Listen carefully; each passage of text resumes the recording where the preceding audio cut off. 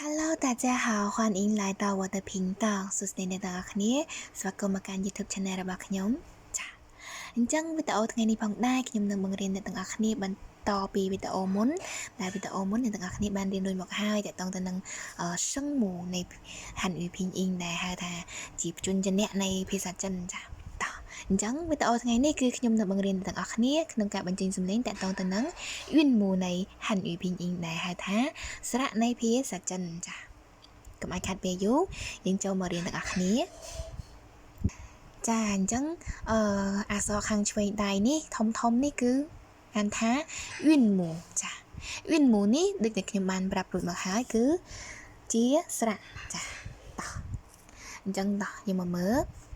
ដែលខ្ញុំបានរៀបរាប់នៅវីដេអូដើមដែរតកតងទៅនឹងហាន់អ៊ីភីងអ៊ីងនេះគឺសំខាន់មែនតើសម្រាប់ភាសាចិនអញ្ចឹងខ្ញុំទាមទារឲ្យអ្នកទាំងអស់គ្នាព្យាយាមស្ដាប់និងព្យាយាមfocus ទៅលើទាំងអស់នេះឲ្យមែនតើចាដោយសារការបញ្ចេញសម្លេងនៃភាសាចិនគឺសុទ្ធសឹងតែចេញមកពីសឹងមូហើយនិងអ៊ុនមូនេះតែម្ដងចាអញ្ចឹងចំពោះអ៊ុនមូនៅថ្ងៃនេះផងដែរខ្ញុំនឹងទៅសេជាស៊ីងខ្មែរដូចគ្នាដើម្បីឲ្យអ្នកទាំងអស់គ្នាងាយចាប់បានអញ្ចឹងណាចាប៉ុន្តែខ្ញុំនៅតែ recommend ដូចដែលខ្ញុំបាននិយាយនៅវីដេអូមុនបើសិនបានអ្នកទាំងអស់គ្នាអាចចេះប្រកបពាក្យហើយអ្នកទាំងអស់គ្នាអាចចាប់បាននៅហាន់អ៊ីភីងអ៊ីងនេះហើយចេះប្រកបពាក្យហើយចេះដាក់សំឡេងហើយសូមអ្នកទាំងអស់គ្នាកុំឈប់ប្រើដែលភាសាសាមញ្ញហៅថាស៊ីងខ្មែរសរសេរពីក្រោមពាក្យដោយសារខ្ញុំភាគច្រើនខ្ញុំចាប់អារម្មណ៍ថាសិស្សគាត់ដែលរៀនភាសាចិនមួយចំនួនគាត់ចូលចិត្តមែនតើក្នុងការសរសេរស៊ីងខ្មែរពីខាងក្រោមពាក្យនៃភាសាចិននេះដោយសារការសរសេរនេះគឺផលប៉ះពាល់ទី1ដែលខ្ញុំបានរៀបរាប់រួចមកហើយនៅវីដេអូមុនគឺការបញ្ចេញសំឡេងខុសចាបញ្ចេញសំឡេងខុសហើយយើងទំនោររបស់យើងគឺអានតែអក្សរខ្មែរនឹងតែម្ដងអញ្ចឹងយើងអត់ចាំពីអក្សរចិនទេចាមិនថាតែអក្សរចិនទេយើងអានយើងចាប់អារម្មណ៍តែអក្សរខ្មែរដែលប្រកបចេញមកហ្នឹងគឺយើងអត់បានចាប់អារម្មណ៍លើភីងអ៊ីងតែម្ដងពិសេសជាងគេនោះគឺយើងអត់បានចាប់អារម្មណ៍ទៅនឹងការដាក់សំឡេងទៅលើភីងអ៊ីងនឹងតែម្ដងចាចំពោះការរៀនស្រៈដំបូងអញ្ចឹងខ្ញុំដាក់ជាស៊ីងខ្មែរឲ្យអ្នកទាំងអស់គ្នាដើម្បីងាយចាប់បានអញ្ចឹងហើយតែបើសិនជា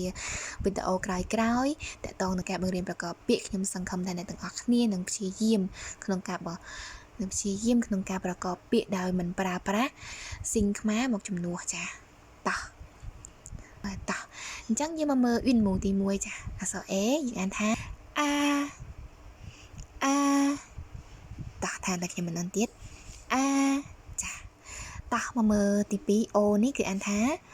អចាវាស្រៀងនឹងព្យញ្ជនៈអក្សរអយើងតែម្ដងចាអចាថាតែខ្ញុំម្ដងទៀតអចាតោះមកមើលស្រៈបន្ទាប់ចាគឺស្រៀងនៅអក្សរខ្មែរដែលខ្ញុំបានដាក់នេះគឺអក្សរចា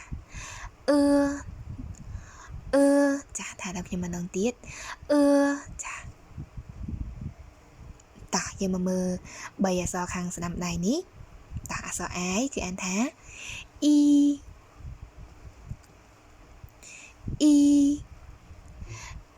ចាថាតែខ្ញុំម្ដងទៀតអ៊ីចាអញ្ចឹង E នេះគឺស្រៀងនឹងព្យញ្ជនៈដែលយើងបានរៀននៅ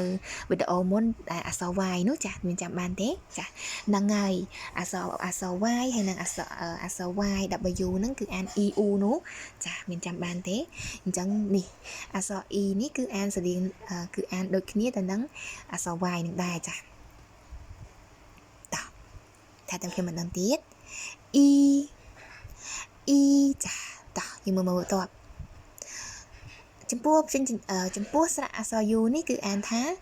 អ៊ូចាសូមព្យាយាមស្ដាប់សំឡេងរបស់ខ្ញុំថាតាមខ្ញុំម្ដងទៀតអ៊ូឃើញវាអត់ពិបាកទេដោយសារវាស្តៀងនឹងព្យញ្ជនៈអក្សរខ្មែរយើងនឹងតែម្ដងចាតោះយើងមកមើលអក្សរខាងស្ដាំនេះអក្សរ U ដែរប៉ុន្តែមានចុច2ខាងលើក្បាលវាចាចុច2នឹងពីលើហ្នឹងគឺកៅដំបាក់គេតាមនឹងដែរចាអត់អីទេចាតោះយើងមកអានទាំងអស់គ្នាអ៊ីចាអ៊ីបើសិនជាអានអក្សរខ្មែរគឺអ៊ូវីចាអញ្ចឹងយើងអត់អានអ៊ូវីអញ្ចឹងឯងវារៀងរឹងរៀងឆ្កងត្រែចាអញ្ចឹងអ៊ូវីនេះយើងអានឲ្យលឿនទៅយើងអានអ៊ីចាឃើញទេឃើញអក្សរអ៊ូចាអ៊ីចាអញ្ចឹងតោះថាតាមខ្ញុំម្ដងទៀត ចាអញ្ចឹងតើតើនឹងអ៊ូវីនេះយើងអត់អានថាអ៊ូវីអញ្ចឹងទេចាអានេះគ្រាន់តែជាស៊ីងជំនួយដើម្បីឲ្យអ្នកទាំងអស់គ្នាអានបានត្រូវអញ្ចឹងណាចាអញ្ចឹងតើតើនឹងស្រៈមួយនេះគឺ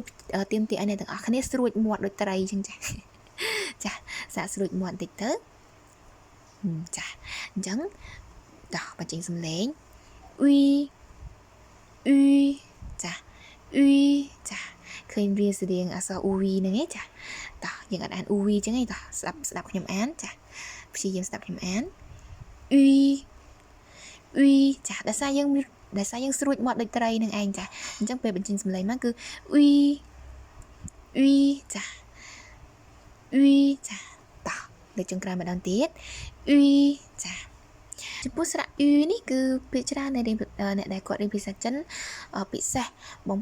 អ្នកដែលគាត់ចាប់ផ្ដើមដំបូងហ្នឹងគឺគាត់តែងតែខុសមែនតើបើទោះជាគាត់បានរៀនភាសាចិនពីមុនមកហើយក៏ដោយក៏គាត់ភាគច្រើនអត់សូវចាប់បាននៅសំឡេងមួយនេះទេព្រោះដោយសារសំឡេងនេះគឺទាមទារឲ្យយើងស្រួចមាត់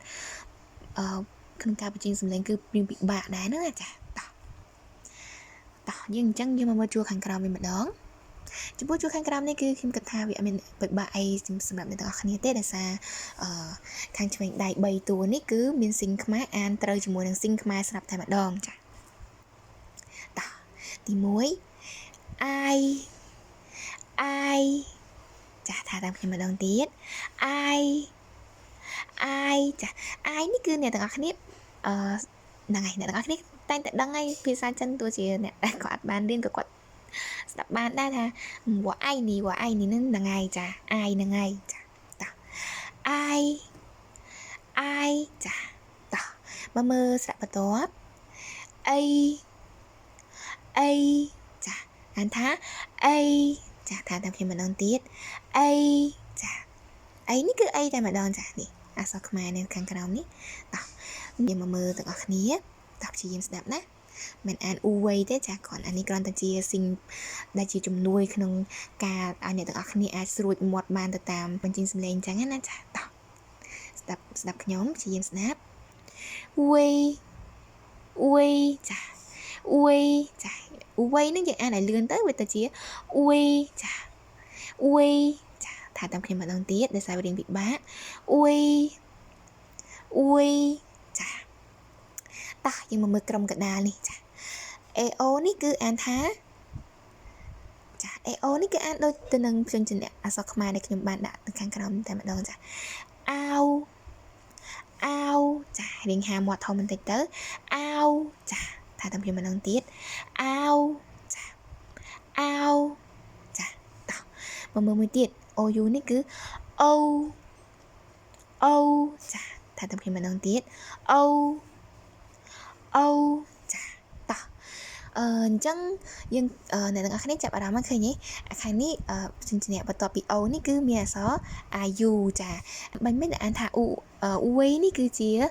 UI ចាអញ្ចឹង IU ទៅជា IU វិញចាតោះមកសាកអានទាំងអស់គ្នា IU ចាអានដល់ខ្ញុំម្ដងទៀត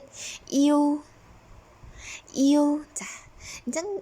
ប្រយ័ត្នមែនតើអ្នកទាំងអស់គ្នាដល់ពេលដែលវីដេអូក្រោយៗទៅតកតងទៅនឹងការប្រកបពាក្យចាអញ្ចឹងតកតងទៅនឹងការប្រកបពាក្យសូមអ្នកទាំងអស់គ្នាប្រយ័ត្នឲ្យមែនតើតកតងទៅនឹងអក្សរ uy ហើយនិង eu នេះចាដោយសារវាស្តៀងគ្នាសូម្បីតែការដែលខ្ញុំបានរៀនភាសាចិនហ្នឹងក៏ខ្ញុំរៀងភ័ន្តច្រឡំជាមួយនឹងពីរស្រៈនេះផងដែរចាតោះមកមើលស្រៈ3ក្រុមតោះមកមើល3ខាងស្ដាំដៃ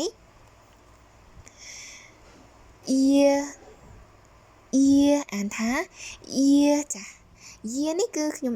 វាស្តៀងនឹងអក្សរខ្មែរដែលខ្ញុំដាក់ឲ្យនឹងតែម្ដងគឺនឹងតែម្ដងចាតោះគ្រាន់តែយើងរៀងឡើងតង់បន្តិចទៅមកតោះស្ដាប់ខ្ញុំចាតោះមកមើលបន្ទាប់ចំពោះស្រៈបន្ទាប់នេះគឺពិបាកអានទៀតហើយចា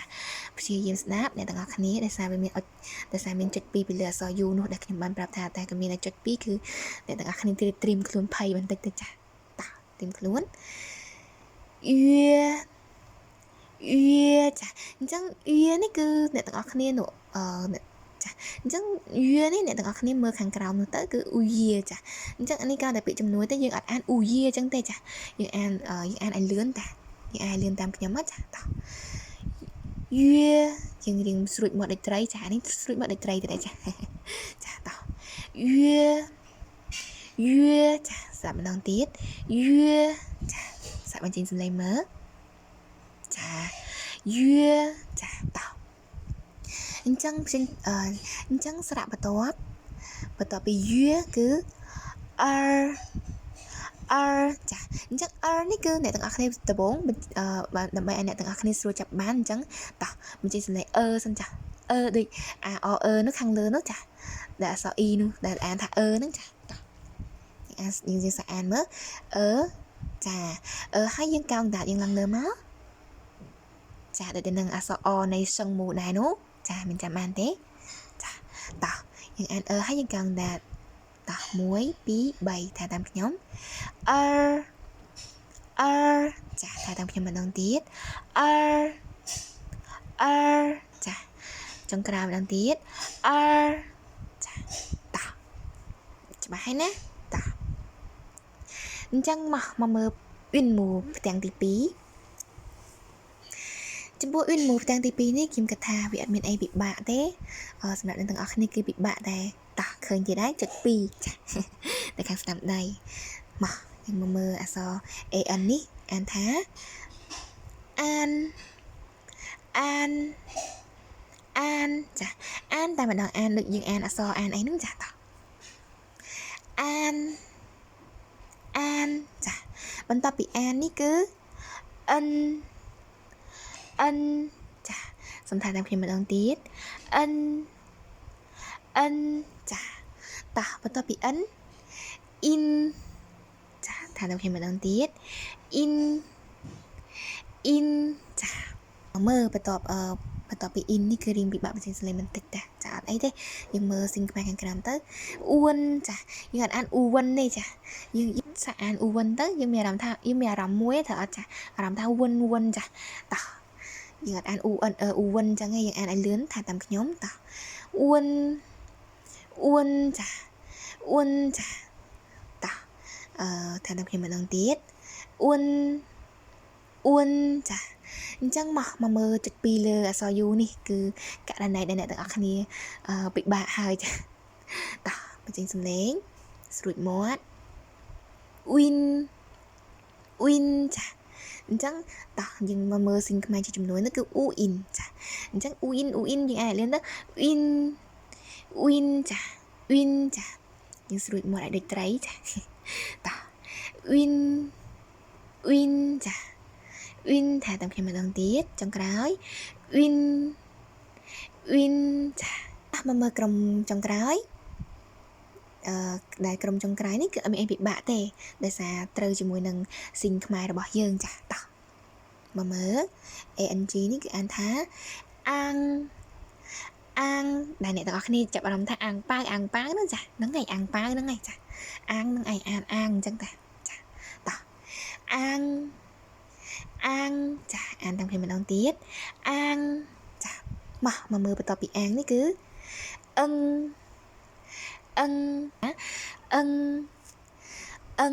ចាថាតាមគ្នាម្ដងទៀតអឹងចាមកមើលស្រៈបន្ទាប់ពីអឹងនេះគឺអ៊ីងចាថាតាមខ្ញុំម្ដងទៀតអ៊ីងចាតោះមកមើលស្រៈចុងក្រោយគឺ ONG នេះគឺអានថាអងចាថាតាមខ្ញុំម្ដងទៀតអងចាតោះអ្នកទាំងអស់គ្នាបន្ទាប់ពីបានអានស្រៈតាំងពីផ្ទាំងនេះហើយចាមានអារម្មណ៍ថាពិបាកមែនទេពិបាកចាប់ជាងសឹងមូចាតោះដើម្បីឲ្យអ្នកទាំងអស់គ្នាបានស្ទាត់យើងមក review ទាំងអស់គ្នាចាមក review ផ្ទាំងទី1សូមអ្នកទាំងអស់គ្នាអានតាមខ្ញុំមួយចាតោះយើងអានទាំងអស់គ្នាអាអ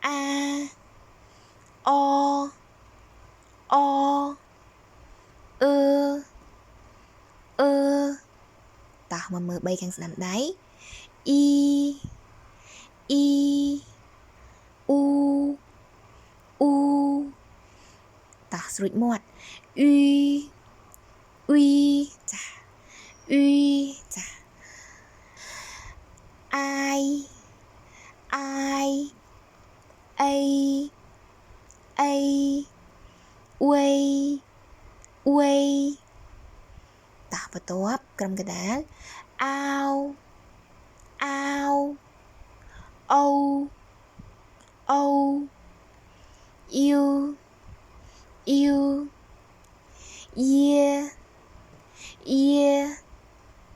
yeah ចាតោះមកមើលจุด2នេះស្រួចមាត់លេខត្រីចា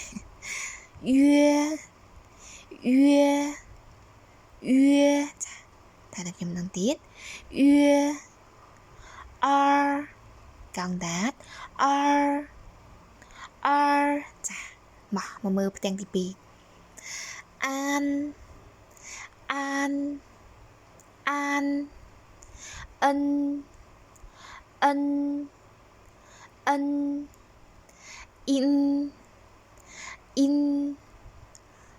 in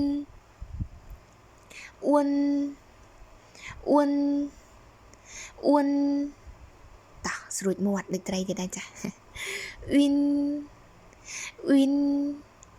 win ចាមកមើលជួរចុងក្រោយតោះ អាំងអឹងអ៊ីង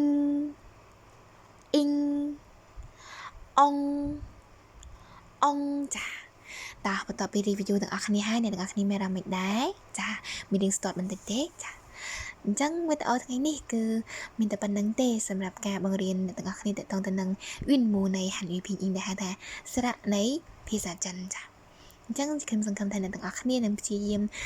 ស្ដាប់ឡើងវិញហើយនឹងព្យាយាមហាត់សមក្នុងការបញ្ចេញសំឡេងឲ្យមែនតែនព្រោះក្នុង Win Mu នេះគឺរៀងពិបាកបញ្ចេញសំឡេងជាង Sheng Mu ទៅទៀតចាតាក់ទងទៅនឹងអក្សរ U ដែលមានចុច2ពីលើដែលខ្ញុំបានប្រាប់នោះចាគឺវាទាមទារឲ្យយើងស្រួចមាត់ដូចត្រីចាស្រួចមាត់ដើម្បីបញ្ចេញសំឡេងបានត្រឹមត្រូវអញ្ចឹងណាចាអញ្ចឹងសូមអរគុណអ្នកទាំងអស់គ្នាដែលបានខំតាមដាននិងរៀនតាមការបង្រៀនរបស់ខ្ញុំតាំងពីវីដេអូដើមរហូតដល់ចប់ចាអញ្ចឹងវីដេអូថ្ងៃនេះគឺមានតែប៉ុណ្្នេះទេអ្នកទាំងអស់គ្នាចូលចិត្តនៅការបង្រៀនភាសាចិនខ្លីៗរបស់ខ្ញុំសូមអ្នកទាំងអស់គ្នាជួយចុច like share ហើយនិង subscribe ដើម្បីទទួលបានវីដេអូថ្មីៗទាក់ទងនឹងការបង្រៀនភាសាចិនចាអញ្ចឹងមានតែប៉ុណ្្នេះទេសូមអរគុណច្រើនជួបគ្នានៅវីដេអូក្រោយទៀត